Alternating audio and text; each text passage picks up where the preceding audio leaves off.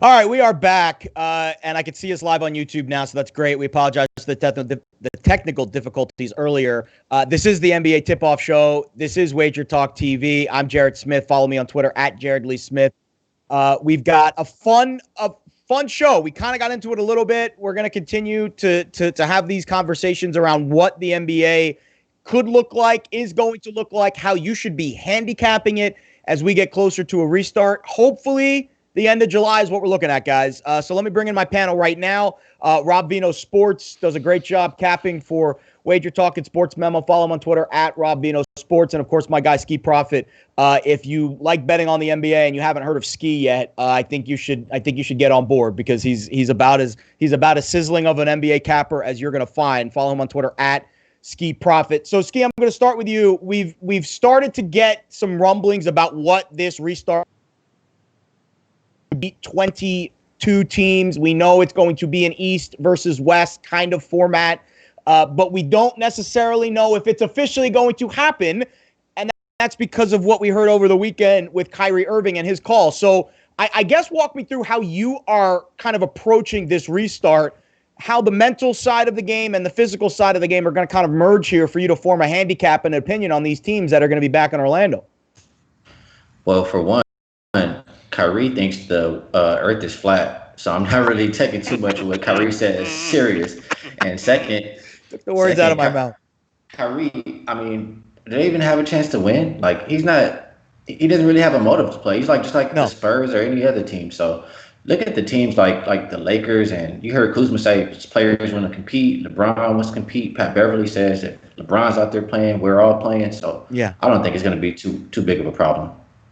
I agree. And Rob, the flat earth thing, I've mentioned it in some of the other tweets and segments I've done, because I would not be taking important career advice from a person who thinks the earth is flat. I agree wholeheartedly with Ski. So, and what Kyrie is doing is he's effectively dividing the NBA into two factions. And I think the LeBron faction will win out. And from what I hear, most of the major stars are in the LeBron category because, let's face it, there's millions of dollars at stake. Their salaries, the NBA money, TV dollars, everything. To just throw it out the window so you can have a little extra time to protest, I think is a little short-sighted. What's your take on this NBA restart and these players' mindsets as we get closer to this bubble? Yeah, it's one of the biggest things to try and get a grip on as far as handicapping it goes, Jared. Obviously, we could start with LeBron. I mean, he's got to round his guys up. Dwight Howard, right? He was the most recent one as recently as 24 hours ago to maybe give the idea that he might not want to play. But LeBron leads that team. If he wants to go into what he calls playoff mode, then all the ducks are going to follow in a row. There won't have to be much done there. And I'm sure, it's an extenuating circumstance, guys, or an extenuating factor.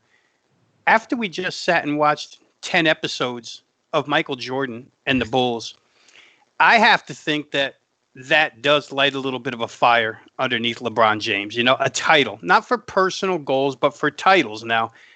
So I would expect Los Angeles to come and play. I would expect the top teams. Giannis wants to win a title. Milwaukee will be right there. And we haven't heard too much of a difference in factions with that team. So as far as the top of the heap goes, when they get into competition and the playoffs start, I think it'll be for real. I think it's this 8-game schedule leading up to the playoffs, guys, that we really have the biggest question mark around.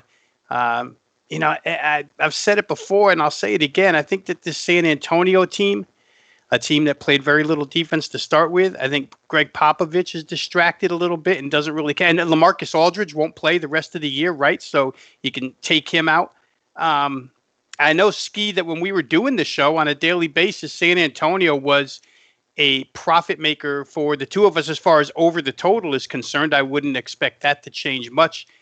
And the last thing you got to deal with, Jared, well, maybe not the last, but another big thing you have to deal with is this neutral arena. Yeah. It doesn't lend itself to comebacks.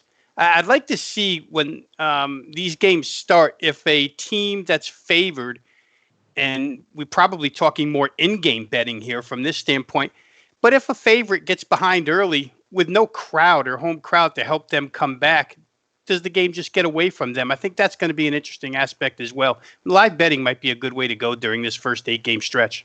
Yeah, that's an interesting. I haven't thought about, Rob, the comeback element, because you're right. When it starts to feed, it's almost like a snowball effect, and the crowd starts to feed off it. To me, mindset almost over physical talent is going to be the early handicap for me. Which teams are ready to play? And I think we could see some big dogs cash early because a favorite just isn't ready to play, not because they're not better than the team that they're facing. And I think another fascinating handicap are the teams at the bottom of the standings, let's say the Suns or the Spurs or the Blazers, that are fighting for a playoff spot against the Bucks or the Lakers that already have their spot clinched. That could be another interesting handicap early. I do think mindset is going to be a big factor for me when I'm looking at point spreads early on in this restart. Yeah, mindset is definitely something I'm looking at. And, you know, we talked about a little bit about the Portland Trailblazers. Their team, like, I expect them to come out and be giving it everything. I mean, we know Lillard, he's a winner. And there's a chance for him. He didn't want to play unless there's a chance to make the playoffs. So I expect them to come out with a strong mindset. The Grizzlies, they're all young guys. Yeah. I'm worried about them as far as from a mindset perspective. And so I think that definitely is going to play a part in the handicap, probably more than talent, like you said. Ski, that's a great point about the Grizzlies. The Grizzlies, and I did this, I was looking at this the other day. So I think the younger teams will have an advantage early. We talk about the distractions of leaving your family and being alone. Well, if you're 23, you likely don't have a wife and kids. The odds are the 30-year-old plus players are going to have to deal with those outside problems. Grizzlies are the youngest team in the NBA, 23 and a half median age. So they already have that youthful exuberance about them, and they're really talented. I mean, Ski, John Morant, arguably, he's probably going to win the Rookie of the Year just because the time factor involved with him compared to Zion playing. But there's a ton of talent on this Grizzlies team, and they're young. And that, to me, gives them an early edge. I'm probably going to be betting on some Grizzlies games early on until I'm proven otherwise. Well, I mean, it sounds good what you're saying until I take a look at the schedule. And the schedule doesn't look too nice for the Grizzlies. I think that they have some challenges, and I think that the teams that they're playing are going to come with it as well. Interesting. Rob, is there a team early on that you think in this restart might have an early edge? I saw the Sixers had a pretty easy schedule. I think the Rockets had one of the toughest. And I was heavy on the Rockets coming in because I thought maybe the individual talent of Westbrook and Harden would rule the day. But if they have a tough schedule, maybe not so bullish on the Rockets. What's your thought on a specific team maybe having an edge early on? Well, we're into this show a few minutes here, guys, and we haven't hit on Zion yet. So let's talk about Zion. Go. I mean, a lot of people obligated thought that at some point, right? Yeah.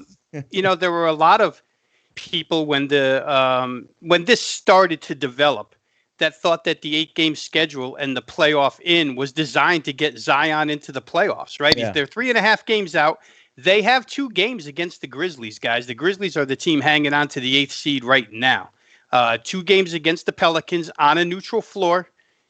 Certainly, New Orleans is going to be a team that is going to be gunning for a playoff position. They were before the break. They weren't a team playing for draft lottery. They were a team playing for now. And I think that might be one young team. Well, they're not necessarily as young as Memphis either. They've got some, veteran leadership around that team. But basically, they're a young squad. And to the Memphis point, again, Ski, when we were in the midst of this, in the height of this NBA, Memphis was truly banged up, right? Brandon Clark, all the big guys were on the injured list at that point in time. And if you can get a couple of those back, Memphis becomes a little bit better. Remember, they were playing so small when the coronavirus hit. So there's a lot of intriguing angles to this, guys, almost treatable on a game-by-game situation, because when you look at the schedule, you could say, well, somebody's got a difficult schedule. They play the Lakers, they play the Clippers. But by the time they play them, maybe it's wrapped up for the Lakers and Clippers, and the game is meaningless. So every game comes with its own significance.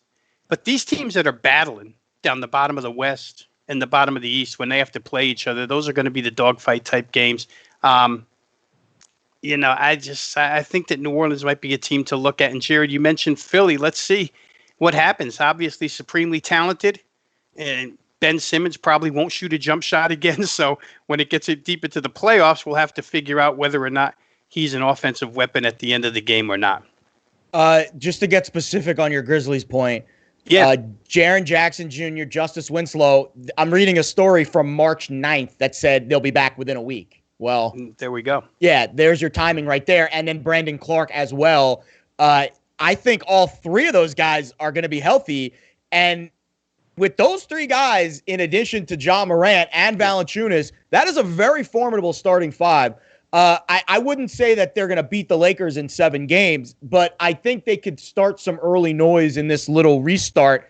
And I think the yes-no playoffs for them, Ski, is what stands out to me. I'm still seeing only about 50, 60 cents of juice you have to lay for Memphis to be that 8th playoff team. Again, they've got the inside track. They've already got a slight lead.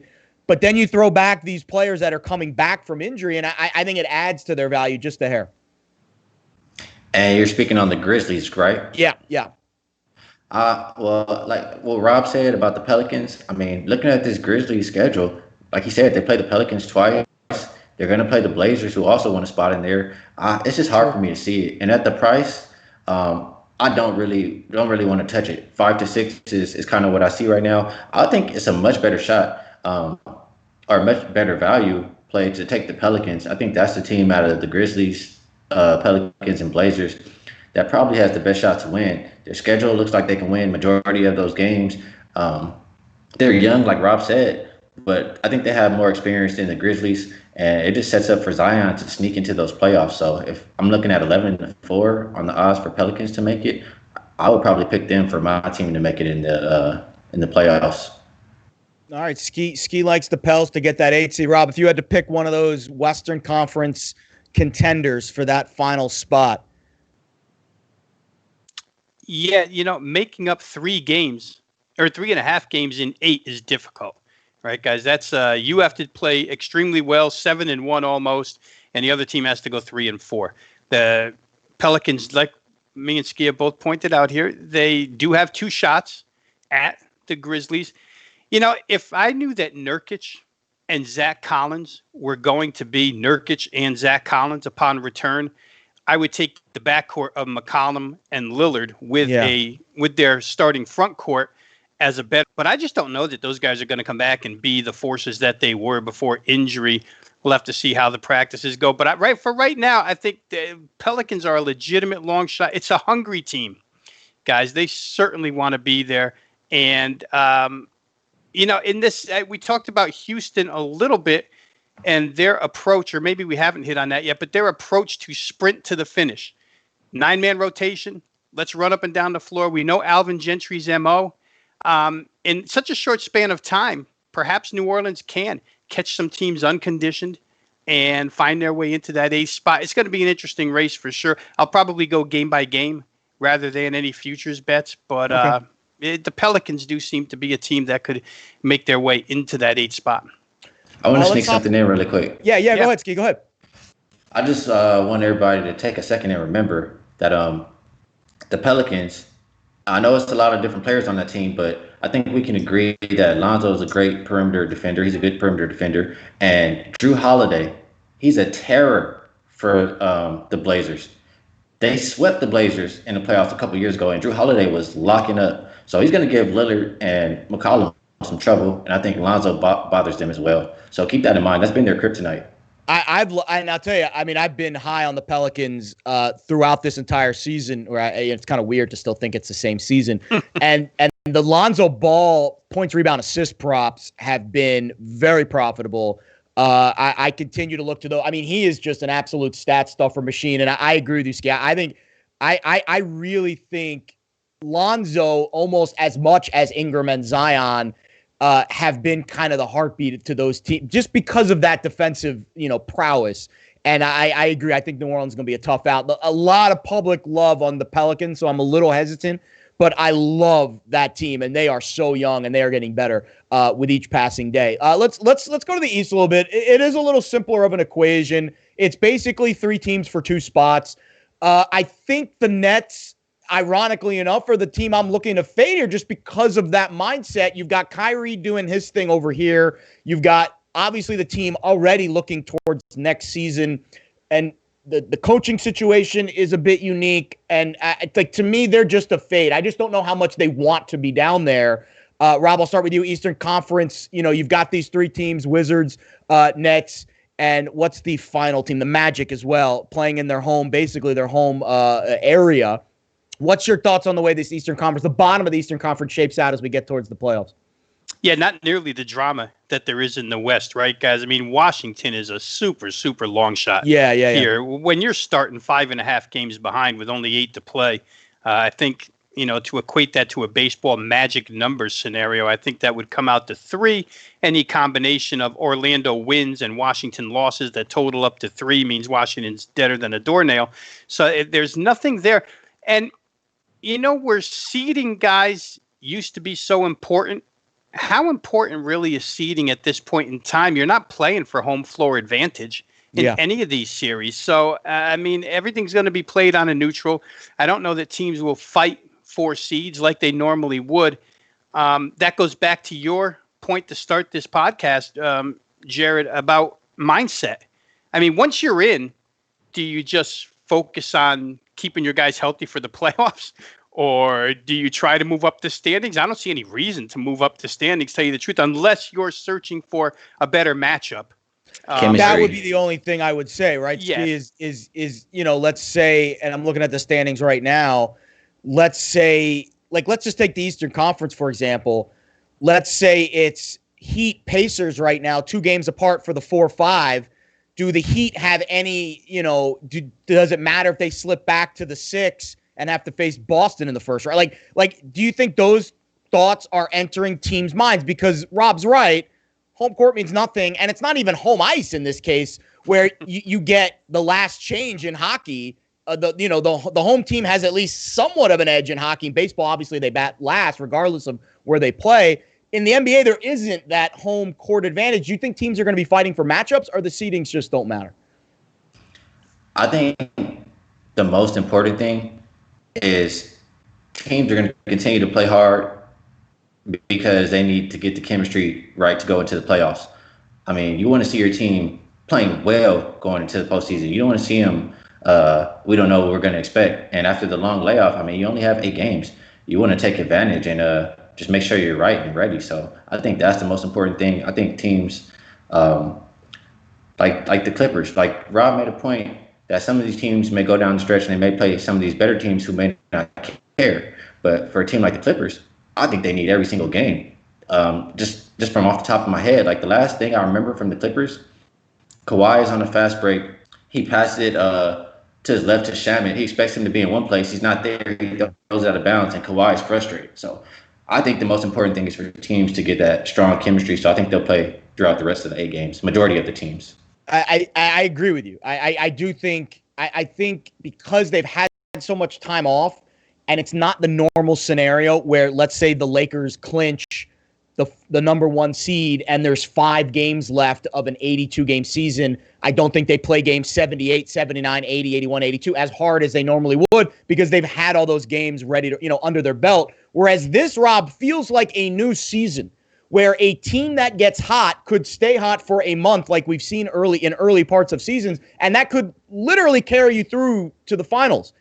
And that's where some of these long shots do interest me a hair, especially in the East, where there isn't that dominant, team where you would expect LeBron to be in the finals no matter what. I can't say that about Giannis. I don't have that history with Giannis and the Bucks where I expect them to be in the finals. So to me, the long shots in the East have a hair more value, because I do feel like the new season could breed a little bit of new momentum with some of these longer teams. Yeah, a couple of points, guys, as we continue to hash this thing out amongst us. It is interesting that this is probably a unique situation where getting your star players injured won't supersede getting some cohesion amongst our team, right? Normally you're in the playoffs. Okay, let's rest everybody. Let's make sure we're good to go. Here, like Ski was pointing out, we need to be cohesive. We need to have be running on all cylinders to hit the playoffs. So it's interesting from that aspect what approach an individual coach might take. I think when we talked about matchups, the battle between Brooklyn and Orlando at the bottom will probably be heated because you'd likely want to avoid the Bucks at all costs. You want to stay out of the Bucks bracket. I think the one becomes, what is it, like 1, 4, 5, and 8 are all in the same bracket, and 2, 3, 6, and 7 are in the other bracket. So not that Toronto's a picnic and it's a bad matchup for the Nets because of size, but you do want to avoid the Bucks, I would think, over there. So maybe Brooklyn and Orlando go all out. Philly and Indiana are in a tie right there. So that, to get into the 4-5, does Philly want to play up into the 4-5, or do, like you said, Jared, do they want to sit at 6 and wind up with Toronto rather than Milwaukee? There's so many fascinating matchups here. I'd love to be inside the coaches' heads and know what they're thinking as this plays out. I'll tell you what, the Sixers, based on what happened last year, I bet they'd love another crack at the Raptors Toronto, without Kawhi. Yeah. I just have a feeling that's the matchup they want. And again, if the standings hold true, it doesn't look like Philly's going to fall back to the 2 or fall back to the 7, excuse me. Brooklyn is 8.5. Actually, there's no way that they can fall back. Brooklyn is going to be no higher than 7. Philly can move up. Philly can move up to the 5. They can move up to the 4. I can even see a crazy world where they move up to the 3 if Boston really struggles. Ski, at the top of the East, let's just go with those top 6 teams. Do you think it's going to be a chalky Eastern Conference, or can you see one of these, Raptors, Sixers, Celtics type of teams biting the Bucks who don't really have that closing experience in the playoffs? Well, yeah, if there's going to be a long shot, it's definitely on the Eastern Conference. And the thing I don't like about the Bucks, they have the chemistry. They've been playing well for about, 2 years now. Giannis, he still doesn't have that jump shot yet in the playoffs. Or he's getting a little better, but it's not where you want it to be. And in the playoffs, where the game slows down, it's going to be tough for him to get into that paint. I mean, he saw it last year, the defense from Toronto. I'd expect that kind of defense from everybody, and we'll see how they handle it. So with their odds, I would not be looking at the Bucks. I would be looking more towards the Celtics. I mean, they play great together. They've had a really good chemistry, and I trust Brad Stevens. I like that Kemba's there. I would look at them at the price that they're getting. I do agree with what you said about I don't like the Sixers at all. But if they're going to beat anybody, I think they will have it out for the Raptors. So if I'm going to take a long shot between the East, it probably would be the Celtics. And if I had to take another one after that, probably Celtics, Raptors, Heat. Let me try to sell you on the Sixers. Just let me just try. You can call me crazy. It's fine. But I'll just try to sell you on them. So to me, obviously, Ben Simmons being healthy is everything, and that's what we've heard. He looks outstanding coming off of that back injury. That is crucial. And what we saw pre-break, pre-pause, was Shake Milton starting to emerge in the backcourt. And again, these are just things that we're reading. We don't have definitive lineups yet, but inserting Simmons into the front court and letting Milton play the point changes the way that Philly can defend, especially defend a guy like Giannis, where now you have Embiid and Simmons in the paint crashing. And defensively is where I see the handicap early in this restart, because I think the offense is like baseball. The pitching will be ahead of the hitting early in this restart. Can a team like Philly just lock people down defensively with Simmons in the paint, or is that just me wishful thinking that the Sixers, as a long shot here, I believe 9 or 10 to 1 to win the East, can emerge as that team that can maybe defeat the Bucks at their own game, which is crashing Giannis in the paint? I hear what you're saying, but I mean, I don't think Philly's, for one, the best defensive team over there on the East. And second, I'll say the thing that bothers me the most about Philadelphia is I don't trust the coach. Brett Brown, he's not trustworthy in my opinion. The Ben Simmons thing, Ben Simmons playing the 4, in my opinion, is a good thing. Because then you can't really back off of him, and I think it makes him more valuable to the team. Or they have to, I can't think of the word, but they need to play Embiid some and then take him out and play Simmons some. I don't think you need to play them so much together. You need to stagger them. And I'm just not a believer, man. I'm sorry, but that's the one team that I don't think anybody can get me on the wagon. It's the contrarian play for me in the East, because I agree with you. I actually, before the pause, Rob, I had Raptors and Celtics as my two futures bets to win the title. I didn't have anything in the West because I just didn't think the number was there for me yet. I could get the same number in the Lakers or Clippers in the East or in the West playoffs than I could in March. So I wasn't going to bet that yet. But I did see value with Ski, on the Celtics and the Raptors. Those are the two teams I am targeting. I do like a little sprinkle. We got a good odds boost from a book that gave me the Sixers to win the East at 14-1. So I took that. But I really do think the Celtics and the Raptors are the two teams that have the best chance to beat the Bucks in a 7-game series. What are your thoughts on a potential rematch of the Eastern Conference Finals this season in the 6?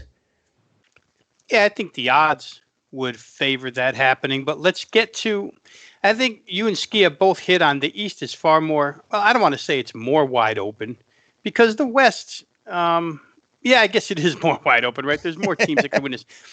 But let's talk a little bit about, I had a season over-under win play on Indiana because I was real high on Indiana coming in with Oladipo coming back. Now, when they hit the skids or when they hit the break, Malcolm Brogdon had been out for like 17 games. So you had Malcolm Brogdon defensively in a playoff situation with Victor Oladipo, with TJ Warren, with Miles Turner. This is a formidable team, 1 through 9, that could give anybody in a series fits. And on top of that, I think that when we hit the break, everybody was starting to notice Bam Adebayo and the Miami Heat as a troublemaker because that rotation is so deep, because they can run the floor. When the little lefty guard, holy cow, guys, it's escaping me right now. The foreign left-handed guard. Sabonis?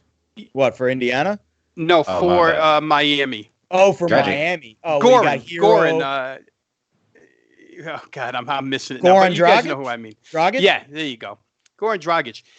Coming off the bench. Miami's got a lot of things that could cause people trouble as well. So I don't know that the Bucks, the Raptors, and Boston are all well-rounded enough to escape all danger. I think these teams could cause a little bit of trouble inside a series, maybe not win it, but send it to 7, tire some people out. That's possible. The only problem I have with the Celtics, to get onto them, would be a size issue.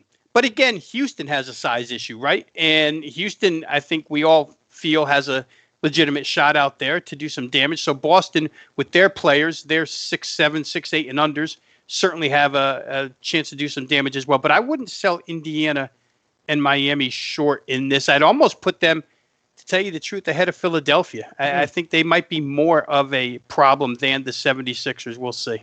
The one thing on Indiana and Miami, and this is why I was a little more bullish on Philly, is the home court. I mean, Miami was the best home team in the NBA. Indiana has a great home court, and you take those out. I like Miami a lot. I think Eric Spoelstra is one of the most underrated coaches in the NBA. Obviously, Pat Riley does a great job running the front office as well. Indiana, very intriguing team. I just think they might be a year away, but they're also very dangerous. Ski, I'm curious your thoughts on the being in shape aspect to this. We've seen some reports come out. Nikola Jokic looks like Kristaps Porzingis. He's so skinny now. It looks like James Harden lost some weight. It could be on the other side for Luka Doncic, who we're hearing that he might have gained weight. What do you take on players coming in shape? Do you think the 6-week, 4-week training camp is enough to get, trim the baby fat, so to say? Or are you going to hold some credence to some of these players being in or out of shape coming in? Yeah, I'm definitely going to take some of that into account for sure. But, I mean, the NBA said initially they are going to have a 3-week process to get back to playing. Now it's turned into, 8 weeks? So I think they have a good amount of time to get ready. But I'm not going to just – I mean, I am going to take into account players like you said, Jokic, who's supposedly slimmed down, or Doncic, who's having trouble with his weight or conditioning or whatever the case may be. Mavs go as Doncic goes. So if he's having trouble, the Mavs are going to have trouble. So I will take it all into account. Yeah, I'm curious. I mean, Jokic, I had to do like a double take. It was crazy how much weight he lost. And that, to me, for a guy like Jokic, who has to bang with AD and who has to kind of be a big man, was a little bit like, is he going to be able to hang for 48 minutes, Rob? I mean, like, he was thick, and now he's very skinny. So That was, I don't know if it might help him or hurt him. I guess we'll find out when Jokic can kind of do it all. Yeah, it's a great question because he's already versatile, right? He's a three-point shooter. He can put the ball on the floor and get to the rim, and maybe thinner makes him that much quicker, not short. In the case of Doncic, he takes such a beating, guys, game in and game out, because he just refuses not to go to the rim. So maybe putting weight on helps him a little bit to absorb some of the punishment in a playoff type scenario. I want to go back to the home road thing real quick, though, Jared, because you can't possibly love the 76ers on the road. I know it's neutral. I don't. But there's no way you could love the Sixers on the road. But they don't have to go on the road now. Right. That's what I'm saying. There is no road, really. Because I think the difference between their home and road records was just it's unbelievable. I actually, but that was, I think my point was I was giving if I was doing power ratings, maybe I would add a half point to the Sixers because they don't have to go on the road, right, where I would maybe take a half point away from the Heat or the Pacers because they are so good at home. And I think that's a hard part to handicap, because will there be a team that gets an advantage from being on the neutral court? Is there a team that's going to play? And there's no way to look back at data because there are no neutral site games in the NBA. So I don't know who that will benefit. And also the empty arena thing, I think, is another part to this, whereas younger teams that are not far removed from playing AAU ball might have a little more sense of familiarity with an empty gym. I mean, Ski, I know you've been to a bunch of NBA games. You look at these arenas, there might be a different of a handicap with who can handle a dead silent court. I'm sorry. I was on mute. Oh, but it's yes. Okay. I do think that's interesting. And I also think it's going to be very interesting how they put that to the public. I mean, if you don't have like some background music, it's just going to be swearing for 48 minutes. So we'll see how that goes. And like the point we made earlier about the home court advantage, if you don't have that crowd, it's tough to see. Like, players talk about it all the time. Like, the crowd pumps them up, keeps them in the game for that comeback. If a team is slipping away, I mean, we might just see them be gone. Just like we're talking about the horses, Jared. We see that horse running away, he's gone. Yeah, and every time I seem to tell you, I seem to get on the right side of that. You've been great with the ponies. You've been getting me into the ponies. I never thought I'd be into the ponies until I started tailing ski, and then all of a sudden, when you're winning, it's easy to start loving money. Rob, I'm curious about one more thing before we wrap this show up. So we get to this point in this restart. Let's just say everything holds true, and the seedings we're looking at through 8, everything is, set. Is there an underdog on either side that's not in the top 4? And I think that's a loaded question in the East. So let's say the West. Is there a team outside of the top 2, even in the West, that you give any credence, any chance of making a run and upsetting either the Lakers or the Clippers? If everything works out right, you would say the Rockets, right? They're the team that plays a different brand of ball, the unique style of ball. But we have seen it matched up against the Lakers in the regular season. They've had some success and some nights that weren't so successful. When you're shooting 49 threes a night, you have to knock down those threes. So we'll see. But I would give them, they have, in boxing, they call it a puncher's chance, right? I think Houston has a puncher's chance.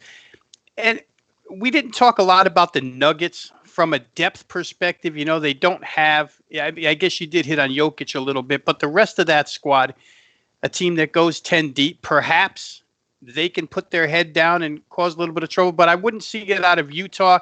It's too bad Tony Finn is not here so that we could rip Utah.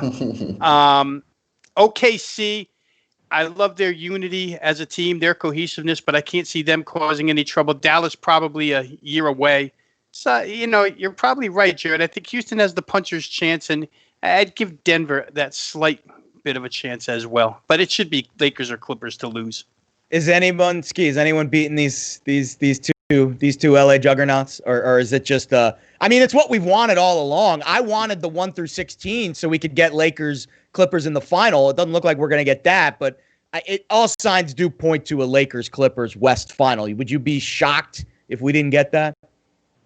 I would be pretty shocked, and so I'll say I don't think any team really has a shot. But if I'm picking the team, I agree completely with Rob. Rockets definitely have a chance. They go as James Harden goes, as Russell Westbrook goes, as long as those guys are ready. I mean, they play iso ball anyway, so they have a shot. And the Nuggets, I mean, they had a pretty disappointing end to the season last year. Very. 10 guys deep, a lot of chemistry. So I think the Nuggets can be very dangerous. It's only if they don't play the Lakers, because the Lakers have that pick and roll in their back pocket with LeBron Yes. and Anthony Davis, and the Nuggets are very poor defending the pick and roll. One of the best games before the pause was the game against, it was Lakers Nuggets in Denver.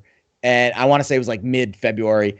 And the Lakers came back late. They were down early, came back, big second quarter, came back and then won it in overtime. And it was that pick and roll. AD had 33. I mean, he just did whatever he wanted. So I agree. I think it's Lakers, Clippers, and then a mess in the East that we'll just have to figure out. But that's why I got the guys here to help me sort it out. So the schedule is, guys, we'll be back every Monday at this time between 3 and 4 until the season starts. And then once we get to July, late July, early August, we'll start ramping up and doing multiple shows per week, probably during the week, and then maybe 1 or 2 on the weekends. We'll figure out the schedule as it may be. But you can expect us once a week up until then.